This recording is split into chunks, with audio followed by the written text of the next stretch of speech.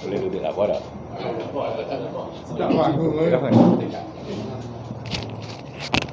Ada stand dia.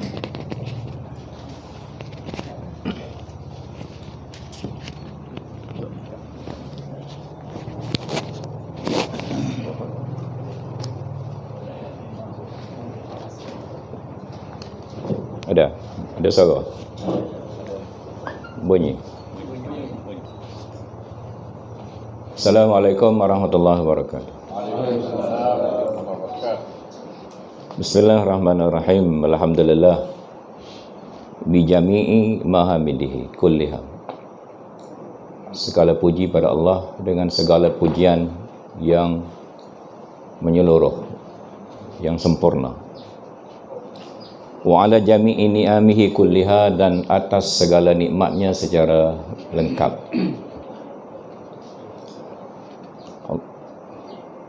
Allahumma salli ala nuril anwar wa sirril asrar wa tiryakil aghyar miftahi babil yasar Sayyidina Muhammadan al-Mukhtar wa alihi al-athhar wa ashabil aghyar adada ni'amillahi wa idhalih.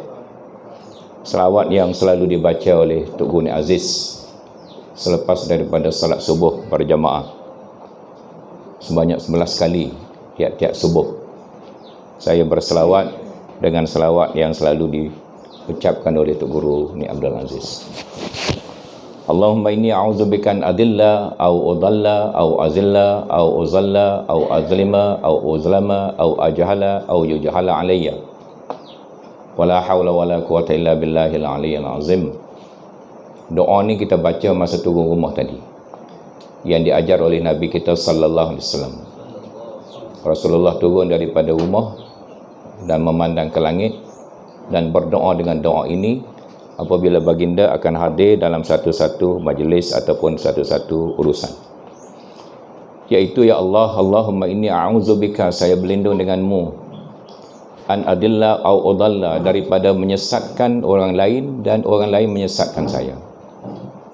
Ini asas kehidupan kita. Kita tidak ingin menyesatkan orang lain kerana apa-apa sebab politik atau agama, dan tidak juga orang lain menyesatkan kita kerana apa-apa sebab. Allahumma inni a'udzubika an adilla udalla au azilla au uzalla au azlima au azlama, yang menggelincirkan saya ataupun saya menggelincirkan orang lain, yang menzalimi orang lain dan menzalimi saya dizalimi, yang memperbodohkan orang lain atau saya diperbodohkan. Jadi ini adalah dipanggil sebagai prinsip hidup kita, ya, dalam berurusan dengan manusia yang lain.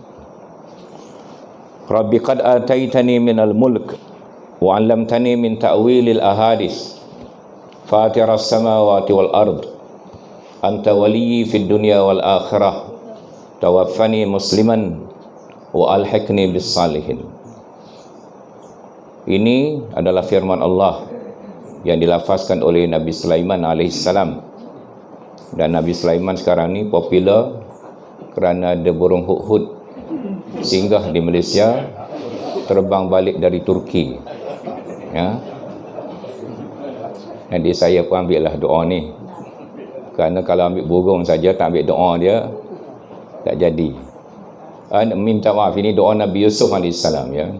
Doa Nabi Sulaiman adalah Rabbi auzi'ni an ashkura ni'mataka allati an'amta alayya wa ala walidayya wa an amala salihan tardah wa adkhilni fi min ibadikas salihin. Sama, ujung dia sama, iaitu akhir daripada hidup kita ni ialah dimasukkan sebagai orang-orang yang salihin, bukan orang amanahin, amnoyin, fasiyin. Tak ada, salihin. Ikut parti apa pun kena salih. Baik, sadaqallahul azim. Yang berbahagia Saudara Alwi, rakan lama saya sejak masa Parti Melayu Semangat 46, ya. Dia aktivis bersekali dengan Puan Hajah Allahyarhamah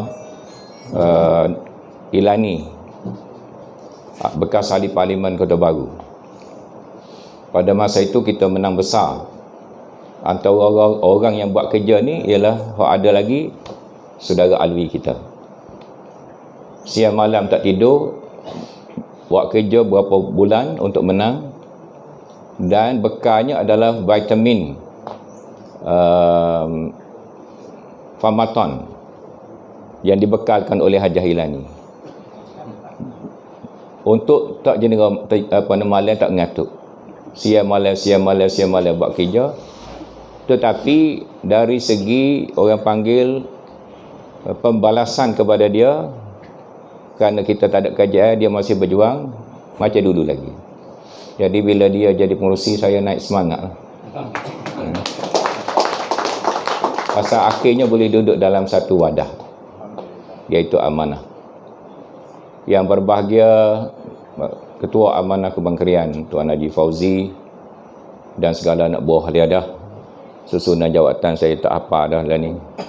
Dr. Wan Kamil, cucu Cicit tu kenali juga, dan Nabeko, cucu Cicit Pah, darah dia Pah. Nah, kalau nampak Abeko, maka nampak Pah. Kerana seluruh pilihan raya kecil zaman itu lagi, mana-mana tempat, mana-mana majlis ceramah, Abeko kebanyakannya tidak tinggal. Cik Guna dan semua ahli jawatan kuasa lah, baik pemuda, baik Wardah, baik Awan, ayah mak tuan rumah.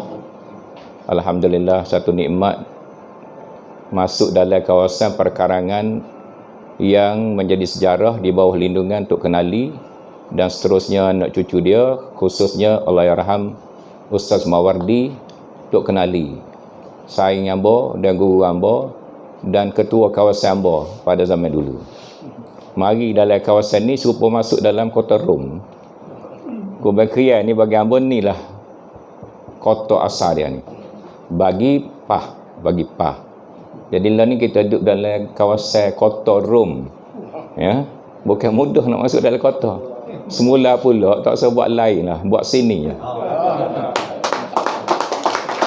Kalau ada pitih, ada berapa nak sejuk, bubuh aircon. Tambah lagi ruangan situ, nak sobek sikit, sobek lah akan datang insya-Allah. Ada aircon, lebih pada Dewan Karang Kraft lagi, Dewan Kraft Tangan lagi. Kerana ni sejarah. Boleh masuk sini, semua masuk kota Rom dah ni. Ambo tak ditertanya-tanya, boleh ke tak masuk ke perkarangan Masjid Tok Kenali ni? Zaman dulu, ialah lah tempat kita tidur, tempat kita usrah, tempat kita sembahyang jemaah.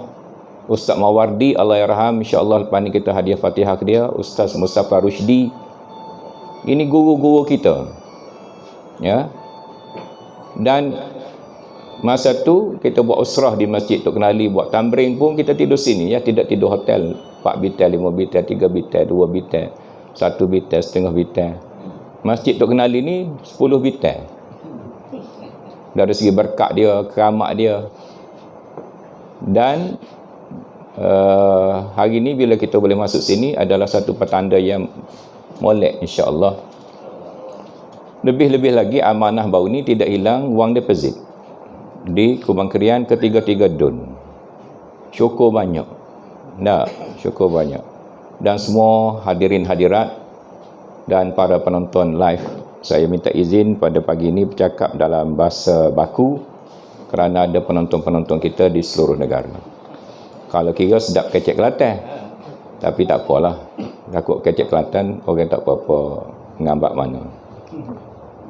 Nombor satu sekali, terima kasih kerana tengah orang panggil riuh sikit, Ambo dijemput berucap di Mesyuarat Agung Kebangsaan.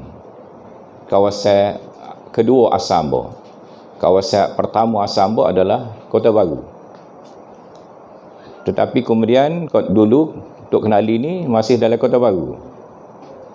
Dan Ambo telah dipilih di Masjid Tok Kenali ni lah sebagai Ketua Pemuda PAS Kota Baru pada waktu itu, ya, tanpa bertanding, dan seterusnya telah menjadi sejarah. Bila mari semula dijemput pada hari ini, hamba rasa satu penghormatan. Jadi terima kasih banyak, alhamdulillah. Dan dengan cara ni juga hamba ada peluanglah memberi penjelasan siri yang kedua.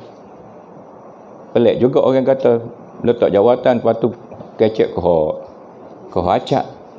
Nak letak jawatan nak berundur secara orang panggil nak berehatlah sikit pasal umur pencen. Kerajaan Malaysia pun dia buat peraturan umur 60 pencen. Jadi hamba lah ni umur 61. Jadi bolehlah orang panggil pencen awal. Tak pencen penuh lagi. Ya, pencen separa pencen. Pasal apa? Hamba pernah dengar satu cerita. Masa dia muda, dia membela kerbau di Bendang. Banyak ekor kerbau dia. Kemudian 10-15 tahun kemudian dia jual kerbau dia. Dia beli lembu, dia bela lembu. 10-15 tahun kemudian dia jual lembu dia. Dia beli kambing, dia bela kambing. 10 tahun lepas pada tu dia jual kambing, beli ayam. Bela ayam. Lepas tu dia jual ayam, beli puyuh. Bela puyuh. Jadi cucu dia tanya, apa atuk daripada asal atuk bela kerbau banyak, lah ni hanya bela kat puyuh? Dia kata itulah, secara lumrahnya tenaga manusia semakin berkurangan, pandai-pandailah kita adjust. Ya, saya tidak nak sindir siapa-siapa lah. Ya, saya tidak nak sindir siapa-siapa. Saya nak berubah atas diri saya. Jadi Islam sendiri mengizinkan mengikut la yukallifullahu nafsan illa wus'aha. Ada ayat Quran dia, ada konsep dia, ada prinsip dia. Kita sendirilah yang mengukur diri kita. Kalau ikut nafsu, satu dunia ni kita nak kawal. Tapi benda ni mari dengan tanggungjawab, dengan kewajipan. Kalau mu rasa tak larat, buanglah setengah beban atas bahu mu ni. Tetapi kalau saya tinggal terus kosong, balik duduk saja, kecewalah. Setengah-setengah daripada. Setengah lagi suka, setengah lagi kecewa. Jadi saya masuk amanah dulu, saya jumpa seorang Tok Guru. Seorang Tok Guru di Kedah. Saya ni Tok Guru telah dipecat daripada parti saya. Baru ni berbangkit lagi ada orang tulis bai'ah. Ya. Siapa langgar bai'ah dilaknat. Ya. Siapa langgar bai'ah? Oh, sebenar.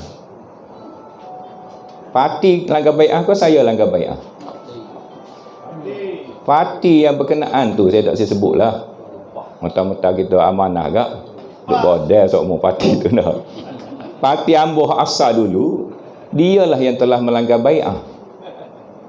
Bai'ah kita tidak boleh menyertai jamaah yang lain. Parti yang lain daripada PAS. Tiba-tiba secara tanpa restu ahli-ahli, tanpa pengetahuan ahli, tanpa dibawa ke dalam muktamar, tanpa dimaklum pada ahli, mengikut setiap sagung parti berkenaan, yang jelas ni jadi menteri daripada Kelantan ni, dia beritahu bahawa hubungan dengan parti yang dipimpin oleh sekarang ini telah dijatuhkan hukuman jenayah bermula daripada tahun 2015 lagi. Ya. Jadi dialah yang langgar, partilah yang langgar bai'ah. Kalau kira-kira orang yang ambil bai'ah itulah yang tertalak talak 3. Kalau kira-kira, saya tak sih sampai situ. Ya. Saya hanya nak betulkan fakta dia. Bahawa parti tuan-tuanlah yang telah melanggar bai'ah. Saya telah terlepas daripada bai'ah. Lebih-lebih lagi saya telah dipecat. Dipecat bukan pilihan kita. Macam mana pula jatuh bai'ah atas yang tidak kita pilih sendiri? Mana ada. Jadi tutuplah buku tertalak 3 bai'ah ni, tutuplah. Tak payah jadi modal politik lagi. Dan presiden parti dia pun sebut akan datang ni tak ada dah bai'ah tolak 3. Buat apa tak ada. Habislah cerita. Jadi Tok Guru ni sebut entah kena yang pertama memenuhi harapan orang ramai. Orang ramai nak macam mana? Setakat yang kita tahu. Yang kedua, yang mana selesa pada entah. Jadi saya pun masuklah amanah. Bukan masuk dogo-dogo macam tu. Dan saya juga telah tanya Syekh Hasan Al-Dadu. Kalau tuan-tuan Google, dia ni salah seorang ulama besar, menghafal hadis-hadis melalui sanad-sanad, dan dia ingat habis selesai sanad sampai pada Rasulullah sallallahu alaihi wasallam. Saya jumpa dia secara peribadi, Syekh Hasan Al-Dadu. Tanya dia, dan dia sebut bahawa, saya tanya dia, apa makna alaikum bil jamaah? Tidak boleh keluar daripada jamaah walau sejengkal. Kalau keluar sejengkal, mati jahiliyah. Kalau keluar pas, mati sebagai jahiliyah. Tak boleh pergi semayang mayat orang keluar daripada pas. Tak boleh pergi ziarah kubur orang keluar daripada pas. Walaupun hari ini tak disebut, tetapi dilaksanakan, dilakukan. Baru ni isteri seorang aktivis kita, saudara Wan Azlan, isteri dia meninggal. WhatsApp kepada pihak-pihak sebelah sana, dia jawab tak payah semayang mayat lah, dia mau sendiri semak uruh lah. Ya, ni contoh yang ada depan kita. Kalau majlis agama Islam nak periksa, periksalah. Ini kesesatan yang berlaku dalam negeri kita, negara kita pada hari ini kerana fahaman politik. Dia beritahu, Syekh Hasan Ad-Dadu beritahu, alaikum bil jamaah ni bukan jamaah parti. Jamaah orang Islam seluruhnya. Bukan jamaah parti. Kalau ambil jamaah parti, orang lain buat jamaah, tak boleh keluar jamaah dia sejengkal, mati jahiliah, orang ni pula buat. Di Thailand kena masuk PAH, di Amerika kena masuk PAH. Mana ada. Rasulullah tak buat parti. Yang ada Islam. Dia ada la ilaha illallah Muhammadur Rasulullah. Tak ada. Hizbullah dalam Quran tu bukan Hizbullah parti politik daftar bawah undang-undang penjajah ni. Jadi saya pun lega lah. Barulah saya istihar masuk amanah. Baik, tajuk saya pada pagi ni bukan hak tu. Ya. Jadi adik tuan-tuan semua sudah tahu, boleh dalam Islam ni letak jawatan kalau kita berkeuzuran. Lepas tu kita boleh beri sumbangan cara-cara yang lain. Kalau kita membesar-besarkan, ambil yang negatif, nak koyak rabakkan, semua benda kita boleh koyak rabakkan. Sama dengan amanah Kubang Krian ni, disebut oleh Tuan Ketua Kawasan tadi, sekian-sekian. Saya nasihatkan, ya, oleh kerana disebut secara terbuka. Tadi saya duk harap tak ada lah disebut secara terbuka. Bila disebut secara terbuka, saya kena betulkan sikit lah. Kita kena tahu sebab-sebab dia. Manusia diberi oleh Allah SWT atas muka bumi ni sebab musabab lebih penting daripada ketentuan-ketentuan lain. Doa dan takdir ni datang selepas kita menyelesaikan sebab musabab. Macam Rasulullah kata, kalau tak silu unta lagi, tak mau unta lagi, tambah. Kemudian kamu bertawakal. Itu sebab. Sebab tak larinya unta kerana ada tali ditambah. Jadi kita kena periksalah, ada masa lagi. Kita jumpa balik ahli kita, kita merapatkan saf kita. Parti amanah ni adalah sebuah parti yang kecil. Jangan kita berasa parti amanah ni hebat.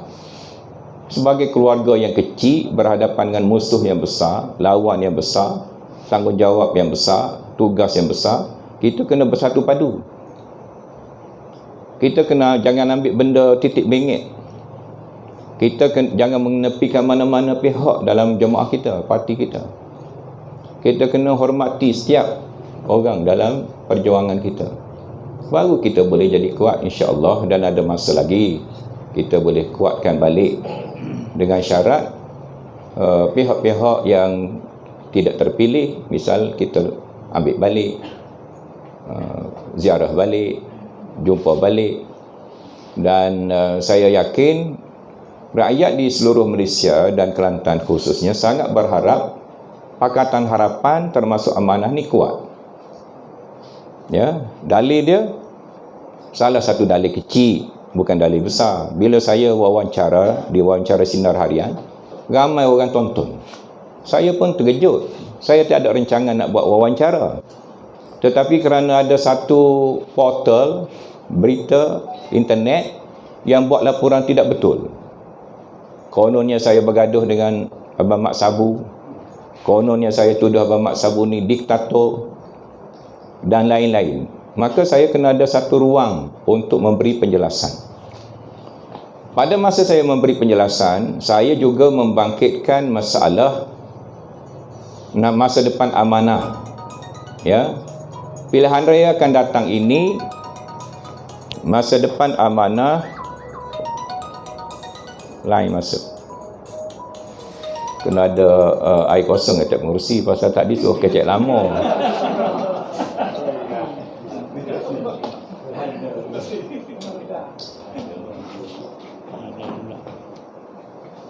Apa ni, masa depan amanah bergantung kepada polisi yang akan diambil oleh amanah dalam hubungan dengan Pakatan Harapan dan parti-parti yang lain pada hari ini. Ya, saya ulangi, pada pendapat saya, kalau salah perhitungan, amanah mungkin akan kehilangan kerusi-kerusi yang telah dimenangi dan seterusnya kita gagal bentuk kerajaan. Ya. Jadi perkara ini kena dibincang secara halus, secara cermat. Tidak boleh secara sentimen, secara emosi. Kena ada sedikit kajian empirikal dia. Ya. Kajian empirikal tu kena ada. Saya buatlah sikit-sikit kajian saya. Tapi saya tidak nak paksa orang terima kajian saya. Kajian saya ni macam orang zaman dulu, dia belajar falak, dia kira waktu semayang, waktu puasa, tarikh hari raya, sekurang-kurang untuk diri dia. Jadi saya kebetulan belajar sikit-sikit statistik dekat universiti zaman dulu. Ya. Bila saya mencadangkan 3 penjuru, itu saya buat sedikit kajian. Kalau 3 penjuru masuk perangkap ni, kita boleh mengentas ke tidak. Jadi sudah buat kajian, saya pun campur. Saya campur yang pertama dalam konvensyen pilihan raya amanah, Awan Amanah di Pelabuhan Kelang. Saya tak ingat tahun dia lah. Yang pertama, pada masa itu ada ahli panel daripada PKR dan DEP. Kedua-dua ahli panel giling kepala, tak boleh. Ya, tak boleh menang. Tetapi akhirnya kita berjaya jadi kerajaan kerana 23 kursi. UMNO kalah, Datuk Seri Najib kalah kerana PAH pergi bertanding lebih. Sebab itulah PAH sampai hari ini dia mengetak bulu. Mengetak bulu ni bahasa Kelantan, iaitu apa dia nak ayat mengetak bulu ni? Perik tapi bahasa Kelantan ni sedap lagi. Bulu roma kita ni sampai berdiri tegak, tak nak dah. Ya. Perik dan seram. Ngeri, ya. Tak nak dah 3 penjuru. Nak 2 penjuru, tapi pilihan raya akan datang tak tahu lagi, mungkin 4 penjuru, 5 penjuru. Ya. PAS dengan UMNO pun tak boleh kata 100% mesti 2 penjuru je. Tak. Belum tentu lagi. Dalil dia di Sabah. Sabah permulaan. Sabah adalah cermin bagi pilihan raya Semenanjung dari segi kerjasama parti-parti dalam muafakat nasional atau Pakatan Nasional. PAS ni dia Pakatan Nasional pun dia ada, Perikatan Nasional dia ada, Muafakat Nasional dia ada. Tok Guru panggil Kangkang, Kengkeng. Tahun 2015 lagi Tok Guru marah. Kaki dalam 2 kolam, kaki dalam 2 perahu. Kaki kanan duduk lek ni, kaki kiri duduk lek ni. Perahu tu berjalan salah haluan, terkoyak. Ya. Jadi perkara ini boleh dibincang secara empirikal. Kalau orang Cina seperti mana pilihan raya Slim River baru-baru ini tinggal PH kerana apa-apa sebab dan undi BN atau PN, maka ketiga-13 kerusi bersatu dulu akan dapat diambil semula oleh Barisan Nasional ataupun Perikatan Nasional. Kalau kerusi ini ditandingi oleh pihak-pihak yang hilang kepercayaan rakyat, yang pernah mengundi PH dulu,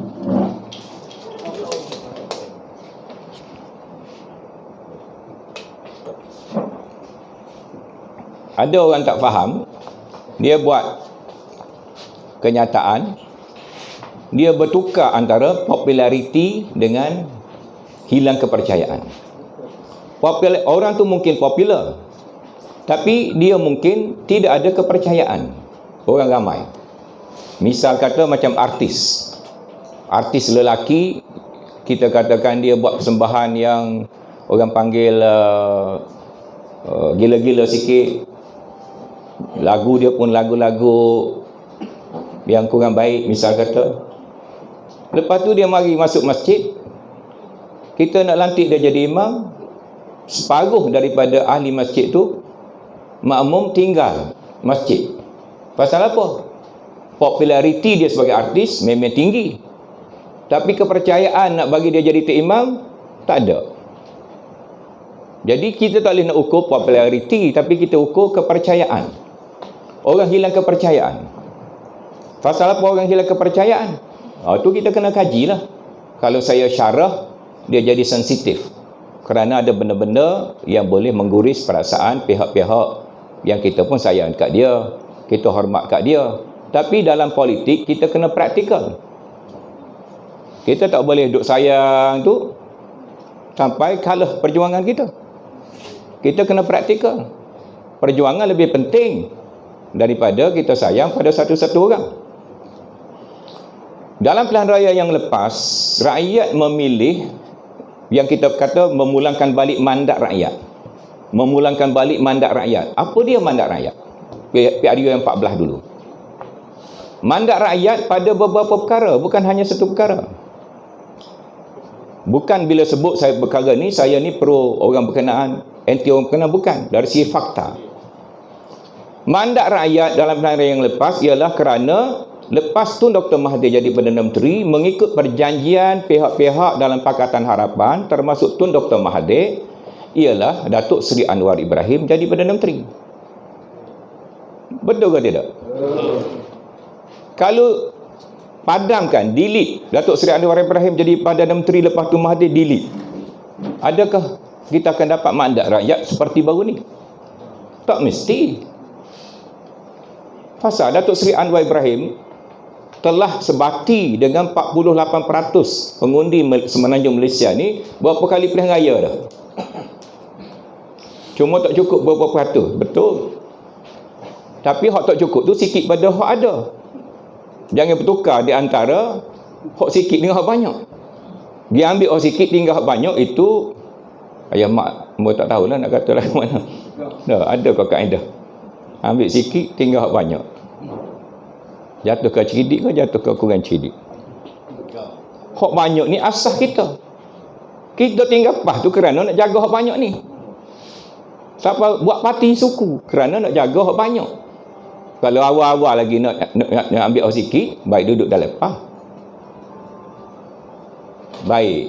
Mandat rakyat adalah Perdana Menteri selepas tu Dr. Mahathir adalah Datuk Seri Anwar Ibrahim. Kedua mandat rakyat ialah manifesto kita. Suka tak suka, kitab tak kitab suci, manifesto kita telah janji. Sebagai seorang pemimpin, kita tidak boleh kata masa buat dulu saya tak sedar diri, lepas menang baru saya tahu. Tak boleh macam tu. Sedaya upaya kita kena usahakan. Bila kita kata manifesto kita ni bukan kitab suci, kita tak terikat dengan manifesto, itu antara permulaan hilangnya kepercayaan rakyat kepada kerajaan PH. Bila mari pilihan raya kecil, pengundi ajar. Mari pilihan raya kecil, pengundi ajar. Mari pilihan raya kecil, pengundi ajar. Tak sedar lagi ke? Datuk Seri Anwar Ibrahim dari segi analisis, dia agak terselamat. Saya sikit-sikit terselamat. Macam mana? Datuk Seri Anwar Ibrahim kebetulan tak ada dalam kabinet. Jadi apa-apa yang dimungkiri janji oleh kabinet yang lepas tidak sangkut dengan Datuk Seri Anwar Ibrahim. Ini peluang kita untuk naik balik. Kalau kita ambil balik orang hak kata hak ni pun tak pakai, hak ni pun tak boleh nak buat, hak tu tak boleh nak buat, nak jual ke apa dia? Apa yang kita nak jual pilihan raya akan datang? Nak jual, nak tangkap Najib nak masuk penjara dah. Nak jual apa pula? Fikir secara tenang, secara saksama. Jangan cepat. Bila orang sebut, waktu ambil bidah selalu, waktu ambil lastik selalu, waktu ambil bedik, kepada ni obat yang kecil main kan tu, buah ni, buah tegur manggu. Saya kecil-kecil dulu pegang, ada senapai, peluru dia tegur manggu. Tembok saing. Sakit juga tapi apa. Kita tua dia kan, boleh main bedi lagu tu nya. Baca molek. Dengar dulu. Buka buku dulu, tengok angka-angka dulu. Saya ulangi, berdasarkan pilihan raya Slim yang terakhir, kalau orang Cina balik 25% kepada BN, bukan saja 13 kursi tadi, kalau kita bagi pada pihak yang hilang kepercayaan rakyat, kita akan gagal membentuk semula kerajaan. Nak jadi kaya semula ke tak sih? Kalau tak sih, buat cara tak sih. Dan saya mencadangkan kita fokus kepada ambil semula kerajaan dan memulai